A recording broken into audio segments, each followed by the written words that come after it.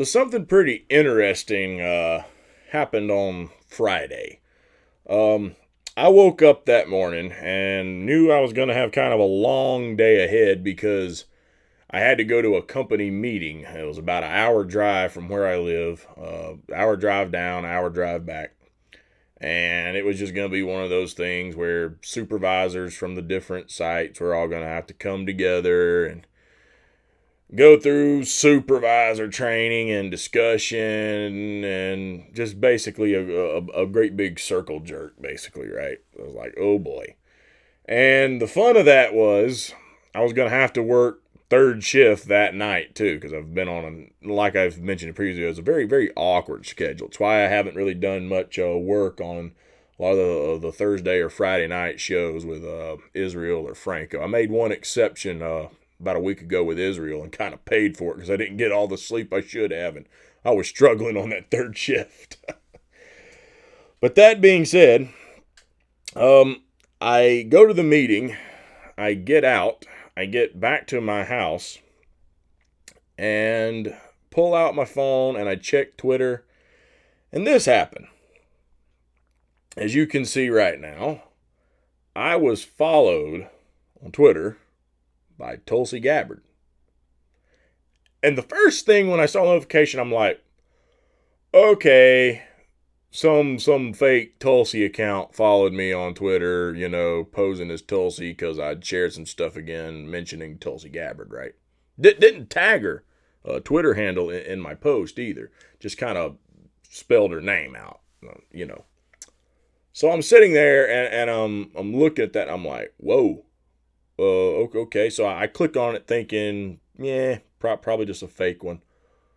No, it was the real Tulsi Gabbard account. Now, I got to be honest with you, okay? And I've had my criticism, and I said this on Twitter, by the way, which I'll go more into that in just a moment. But first, this is the first thing that just kind of blew me away, okay? I don't consider myself, at least not at this point, a extremely influential YouTuber. And I'm not a big social media name on Twitter either, right? I don't even remember exactly how many followers I have on Twitter. But I don't think I have 1,000. And I know I don't have 1,000 subscribers on YouTube. I had pretty fast channel growth for a while after I got started. And then as soon as I got over 300 hump, it just almost just stifled. I mean, it got down to a turtle's pace. Now, I've actually had a little bit recently.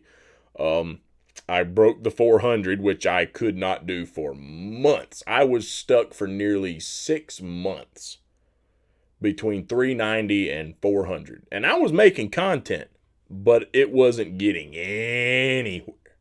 Now, some people might say that some of that had to do with a criticism. Again, I'm going to get to that in a minute. But either way, for someone who doesn't make a living from doing YouTube videos and just does this in their spare time, for someone who doesn't have even 1,000 subscribers on YouTube and doesn't have that many followers on Twitter, to get that was kind of a pretty cool thing for me, or I'll put it this way, as I put on Twitter, to me, it's an honor. And it's an honor because you took the time to follow me, which means anything I tweet, you might be more likely to see or whatever.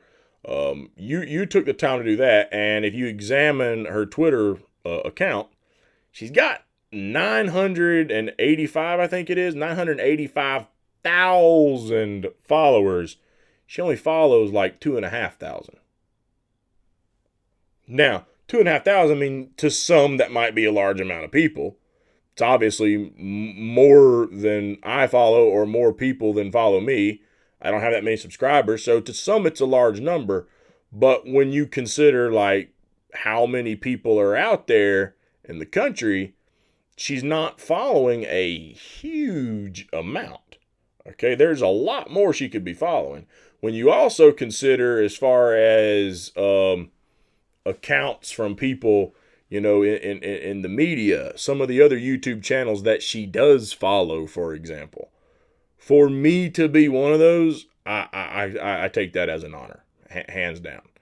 So that being said, there might be some people who remember some things that I said from a while back, and they're like, "Oh, you're trying to pull something like one of your former little buddies you used to do videos with. You're trying to flip flop. You got pretty critical of her a few months ago. Why are you doing this now?" Here's the straight truth on this, okay? I'm not backtracking a lot of those things that I said before. Now, maybe some of the words I used, maybe some of how I said it because I was upset, might have been phrased better. As far as the criticism goes, I've got to stick to it because I'm going to be honest. So I'm going to be honest for anyone who saw those tweets and think that, all of a sudden I'm going to backtrack everything. No. I'll start with this, though. Tulsi Gabbard, without a doubt, was the best candidate on the Democratic stage for the 2020 primary. Without a doubt. Bernie, Yang I would put as kind of a second. I don't even think he was a close second. I'd put him as a second. But he was definitely number two. Bernie, I had a lot of trust issues with Bernie after 2016 when he didn't stand up for himself. Now, when I made my criticism was because I got nervous that same issue might have been applied in this case. People conflated when I got critical of her because of her dropping out and endorsing Biden that I'm pissed off that she endorsed Biden. They, I think, conflated that that's what my problem was because a lot of people were citing, "I can't believe she endorsed Joe Biden." Look, I understand she signed a pledge, you know what I mean? I'm not going to fault anyone for honoring a pledge if they signed it saying that they would. I mean, you signed that pledge and it could have been anybody on that stage. It could have been John Delaney. You signed a pledge saying you'd endorse him. If you weren't willing to do that, and we could argue about like whether you should be willing to do that or not, but if you weren't willing to do that, you shouldn't have signed the pledge because then you're a liar. So being someone, who belongs to a lodge group, for example, that prides themselves on being men of their word, I'm perfectly fine with someone keeping their word. If they signed a pledge saying they would endorse the nominee, I have no problem with that. And I tried to explain this a lot before, but I think people just weren't listening to what I was saying. My problem was the wording behind the endorsement. And I know some people said, well, I don't think it was that big of a deal. To me, it was. Here's why. Joe Biden is a terrible, terrible guy. Okay, now, personally, he might be a bundle of laughs, but politically and what he's done for our country has been abysmal. Abysmal. Okay? Look at his record on minorities. It not only are a lot of these people who are claiming that we have an honest guy being president again just full of it. We have an honest guy, right? An honest guy that said every time he's ran, he's been endorsed by the NAACP. An honest guy who got busted for stealing a speech from a British politician. An honest guy who claimed he graduated at the top of his class with 3 degrees and graduated actually at the bottom of his class with 1 degree. That's your honest guy. Furthermore than that, to me, Tulsi kind of spoke out, and she has been in favor of people like Edward Snowden and Julian Assange. Are we forgetting about how when Edward Snowden tried to flee, Joe Biden was responsible for trying to capture him before he got into Russia?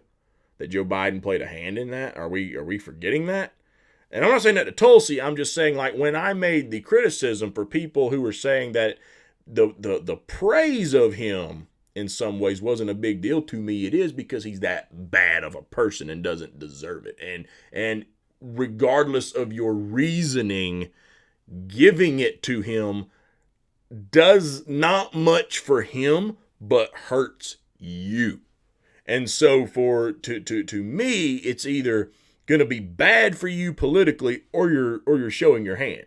Now, I'm to the point now that I don't believe she was showing her hand because she didn't continuously praise Joe Biden. She didn't campaign for Joe Biden, and she didn't. And this was a pivotal point where I was paying attention because he picked Kamala Harris, as I predicted, by the way, to be his VP. I said he's going to pick Kamala. Now, I gave a couple of other side options, but I had been set on Kamala Harris being the VP pick for a long, long time. Okay? Mainly because she was going to have more name recognition and she was going to fit all the right criteria for a candidate who doesn't want to push policy and wants to run on superficial issues. I just had a feeling it was going to be Kamala. Because of what took place on the debate stage, I was watching closely. Is she going to praise Kamala Harris? She did not. She did not. And now we're starting to see some things coming from her that push me towards she might seriously not only be on her way out of Congress, but she might be on her way out of the Democrat Party. And if she does that, I will be 100% supportive. Absolutely. Because to me, that's what I wanted to see. Okay? To me, the Democrat Party is a lost cause. Okay? It's too corrupted and it's too tainted. Okay? That structure, when wood rots to that point, you don't just replace a couple of boards and save the structure. The whole structure, the wood framing, it's rotted out. Okay? And you know how you fix that? You have to tear that entire structure down and build a new one. You can't just do these little patch jobs. It doesn't work. It doesn't work. Talk to an architect. You know, when the whole structure's rotted, you got to build another structure. The Democrat and the Republican Party are long, long gone. And we've tried these insurrections to take them over and get outsider candidates that are like third parties into the positions of power. And we think that that's somehow going to fix everything. But it's not. And it's not because they've shown, number one, if you get that win, you're not going to be able to do anything with it. Another problem is the efforts being focused on the presidency. I've said this for months and months and months and months now. And if we can get Tulsi to say join like a libertarian party or whatever, there has to be a ground game. Or even if Tulsi runs as an independent, understand this. I would encourage her to run as a libertarian just because you need a party. If you run solid independent and you're not working with a party, we need to get people on, say, the libertarian ticket into the Congress, into the Senate, into the state legislatures. If you're solid independent, if you could pull it off and win as an independent, Ross Perot style, if you could do that, how well are you going to be able to get people into those same positions just under the independent banner? Because you're going to have to fight for ballot access in all 50 states, and so are they. Whereas if you're actually on a party, all you have to do is get the party to have the ballot access. And then anyone who wants to run can run on that party, and then they could support you. You don't have to get each person ballot access at that point. The party has the ballot access, and then they can run their candidates. So joining the libertarian would be the ideal thing to do, naturally. I say libertarian and not green because, one, green don't have ballot access in all 50 states, and they haven't been able to secure it. Two, okay, I've got some issues with the Green Party. And three, the Libertarian has better ballot access, and Tulsi Gabbard actually has a following of people from right and left, Libertarian, Democrat, Republican. She's got a lot of people from different factions who like her. And so pulling that coalition, remember that word, I brought this up on a video just did with Reed. You got to pull that coalition together so that you stand some kind of chance. But the libertarians are going to have to start really kicking in and pulling their weight if this were to happen, say with the Gabbard-Amash ticket, something Reed Coverdale has been pushing, and I think it's a great idea. Okay. if they're going to do this, libertarians have to give them some backbone. By backbone, I don't mean courage, because that ain't going to be the problem. They got to give them the backbone to be able to stand up. Because if they're crippled by a Democrat, Republican House and Senate, they're going to gridlock them to death. You're going to have to put a big enough dent in their game that the Democrats and the Republicans can't just use Congress as a weapon to hurt the presidency and vicariously hurt the country, so that the president-elect at the time can't win a re-election, because the problems the country's going to face because of their muckery is going to reflect on the presidency, as it usually does. So you've got to take away that ground game there. So that being said, again, my criticism, I want people to understand this, okay? There should be, and I think if you were to talk to Tulsi Gabbard and ask her, she would tell you the exact same thing. For people who got mad at me when I gave my criticism, there should be no politician that should be above criticism. There should be no person above criticism. Words of Thomas Jefferson, dissension is the greatest form of patriotism. If the people that you are putting your vote behind to go and serve the public do something, say something, or make a decision you don't agree with, there should not be a pissing contest between voters about whether you're right or wrong. You as the voter have the right to express yourself and voice your concern. And there should not be this backlash between the other voters to attack you for addressing those concerns just because you're attacking or criticizing a candidate that they think should be above reproach, because no one should be there. That goes for Bernie, Tulsi, Yang, Biden, Trump, Kamala, Pence, whatever. If you're voting for them, you should be vocal where you agree. You should be vocal where you disagree. But what you should also be willing to do, as I've done right now, and as I've been doing over time anyway, is don't waffle. If you were going to criticize, it better be on something you really principled on and you think needs to be brought up, as I did. And I'm not waffling back like certain other YouTubers who tried to create channels talking about it all the time, where they've gone back and forth, back and forth, back and forth. 1 minute she's good, 1 minute she's bad. 1 minute she's good, 1 minute she's a sellout. 1 minute she's good, and the next minute she's not defending election integrity. Okay? No. If you have a disagreement, voice a disagreement. But I would not just completely disown her. Because when she does something good, I'm going to talk about it. But when she does something bad, you don't need to just come out and just go changing your channel name because she's not out there telling everyone that your guy that you voted for actually won, and this other guy, it's kabuki theater, people. They're trying to steal it. Because she's not doing that, you're going to completely throw her under the bus. But now she's going to put some legislation forward that some people look at as being kind of right-wing. And, now you change your background again and make content, right? Like, that's not what this should be. That's not what this should be. If you care enough about it to make a criticism, then you should make that criticism, and you shouldn't waffle on it later on. Like I'm not going to do that. So if you make the criticism, voice the criticism. Voice the criticism as a critique. What you want to see done better. You know why you're able to do that, people? Because we're the boss. We, the people, are...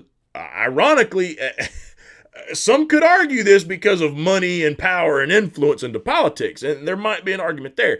But as our government was structured, we're supposed to be the boss, and the boss gets to dictate what they want. And so if I don't think that praising Biden or saying he could lead was the best thing to say because I don't find it to be that truthful, then I have that right. But I also should, as a voter, be willing to look at what the bigger picture is. So because she said that, if she were willing to run on a libertarian ticket or run independent or whatever and break away from the Democratic Party, would I just say, no, nope, nope, nope, nope. I will have nothing to do with her because she said some things about Joe Biden that I didn't agree with, and I was critical of her, so I got to stick to my guns, and I can never vote for her again. I'm sorry. Pick somebody else. That's foolish. That's foolish. And you're never going to take any kind of power back or build anything for the people that way. You've got to voice where you have your disagreements, but you've also got to learn, in the words of the late Kenny Rogers, you got to learn when to hold them, and you got to know when to fold them. You got to know when to hold them, you got to know when to fold them. Know when to walk away, know when to run. Never count your money when you're sitting at the table. There'll be time enough for counting when the dealing's done.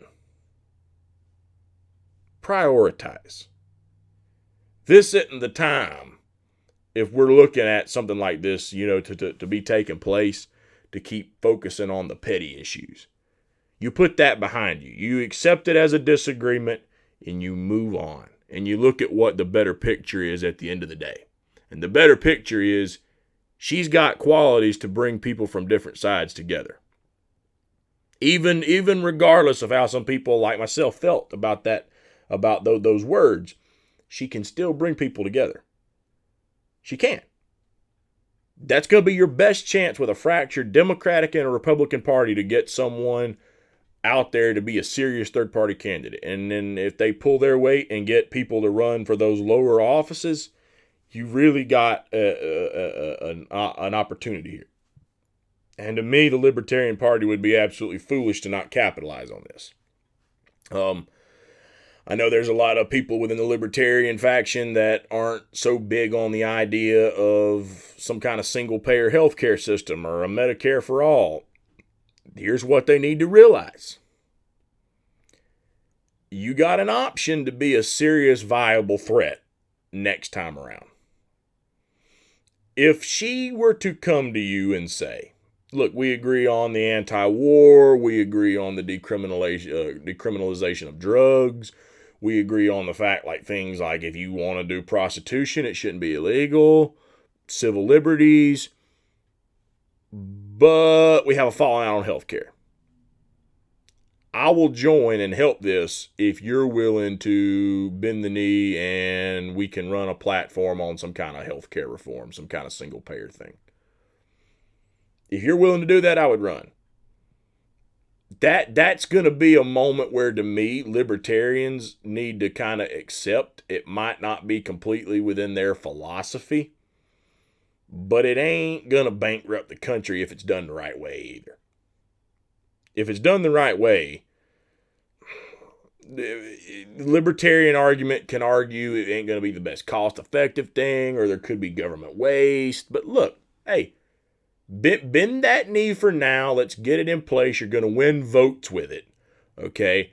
And if there's any kind of cost-effective issue with it later on, deal with that later on. Know when to hold them, know when to fold them. You've got other government programs out there committing waste right now, too. And you can start focusing on those things once you take your country back.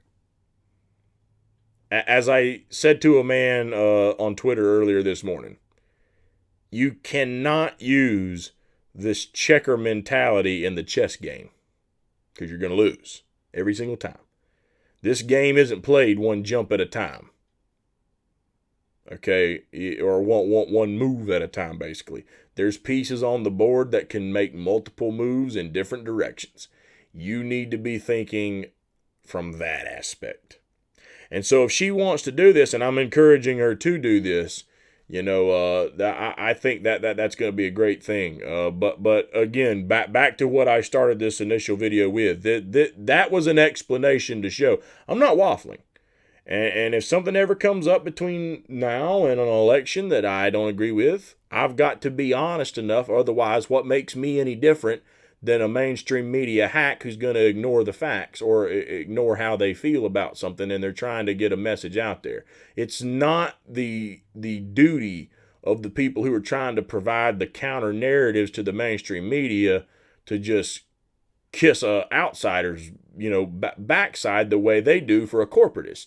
If there's something out there, you've got to be unbiased enough to look at it and see where there might be a disagreement. Everyone is capable of making a mistake. Me, any of you watching, Tulsi, anyone else. It's possible. I mean, you see some of the figures I've got right here on my wall. Did they make mistakes? Absolutely. Is it possible? Most definitely. So, again, you've got to be genuine enough. If you have the concern, voice the concern, but, also have enough sense, know when to hold them and know when to fold them. Okay? So that being said, that's an explanation that this isn't some waffle around because she followed me on Twitter. I'm like some fanboy just, oh my God, oh, I love Tulsi. You get like, no. I never stopped liking Tulsi Gabbard. I just had criticisms of some things that I saw and I had disagreement with, and I was going to be vocal about it, just as I feel every person who wants to be involved in politics should be with their leaders. You should be critical when you have disagreements. You should give those critiques. You should. But I think she, without a doubt, she was the best person who ran in the 2020 cycle, and I think she would be an excellent choice for the Libertarian Party moving forward to be kind of the front runner for something in 2024. And I also think it could be a very viable threat to Democrats and Republicans should the cards be played right by the Libertarian Party. But nonetheless, again, as I said at the beginning of the video, now, whether I send some stuff out tweet-wise and she interacts with me, that'll remain to be seen. But being one of only 2,500 people that she chose to follow on Twitter, and the amount of them that don't have the blue check mark nonetheless, that's a much smaller amount. Being part of that group, I have to say, like I said on Twitter, I consider that an honor. And so that's why I wanted to, one, just because I think that's pretty awesome, make a video talking about it, but two, to show that this is how you work together. You don't bicker and fight like cats and dogs. When you see the problem, you talk about it. You address your concern. If you need to be critical, if you need to be a little stern, be that way. Be that way. But then also realize if you've got the opportunity to work together again later on for the greater good, put those differences aside and be willing to work together to get something that's good for everyone involved done. That's how you do things. That's how you work together. That's what real unity is. That's what we need the next time around in the presidential election. And that's something that, in my opinion, Tulsi Gabbard has the best chance of anybody out there is being able to do, because there's so many different people who she has friendships with, who she has fans from, and she's pulling some from the left. She's pulling some from the Libertarian. She's got people like Ron Paul who like her. Mike Huckabee likes her. Okay, you've got different people on the Jimmy Dore, Joe Rogan. You've got all these people out there from different, political aspects who like her. That's something she can do with the voters as well. And the trick is going to be getting a good platform who can promote her message, getting the message out there. The more people hear it, the more people she'll win. And hey, think of it like this. For all the people who think this is a great idea, here's the challenge. Help get this out there as much as you can. If you listen to that endorsement video, what was her critique? Build the ground game. Now, to me, that was one critique. I'm like, well, if you helped build that ground game, it would be more successful because you got a little more name recognition. If you jumped on, that would help it out, and then we could do more with it. But at the same time, maybe it's going to take us to do a lot more to convince her to do that. That's kind of what she said. So if you want to see something like that happen, start hitting Twitter and blowing it up. The same way you've got people right now like Jimmy Dore putting a pressure campaign out there for, AOC to withhold her vote on Pelosi to get a Medicare for all vote. then I'm calling on people right now, even with the people who are going to watch this video, take the time to blow up Twitter to push for this to happen. That you want to see this happen. You want to see Tulsi Gabbard make a run for it again. Push this if this is what you want to see. Get it out there, promote it, talk about it, and don't just tweet at her. Tweet the Libertarian Party, because you're going to have some hard heads on that side of things who are going to have to bend the knee to be willing to let her do that. And if you don't, there could be an issue similar to the one Jesse Ventura countered with the Green Party. They look at it as an outsider trying to waltz right in and take over. Think of this. If you get Gabbard and Amash and you're talking unity, how better can you get than the fact that Amash is someone who was a Republican and left because of problems within the party? And if you can get Tulsi Gabbard to do it, now you've got Tulsi Gabbard who's walked away from the Democrat Party because of those problems, and those two are working together. That's literally the representation of what we need as independents to start fighting back against these Democrat Republicans getting elected. That's going to be the perfect representation of that movement. And you're going to have two people who can push good policy. And my friend Reed Coverdale, he's put out even a platform he would like to see pushed. So if you think this is a good idea, then my challenge is to start getting this message out there to promote this. If you want to see this happen, push that message out there. And for those who are going to sit there and find these little cherry-picking items and say, well, you know, that Justin Amash, I disagreed with him on this. Tulsi Gabbard, she just put some legislation out there about transgender athletes and abortions, and that ain't as left as I want. I don't agree. Again, I had a criticism about the Biden comments, right? You got a criticism here. Now let's sit down and examine, what do you agree with her on? What do you agree with her on? Do you agree with her that we should get out of the war? Well, you agree with the libertarians on that too. She agrees with it. They agree with it. If they're working together, you agree with it. Not a bad idea, right? Not a bad idea. Get out of the war. Let's bring the troops home. Let's stop all this endless war.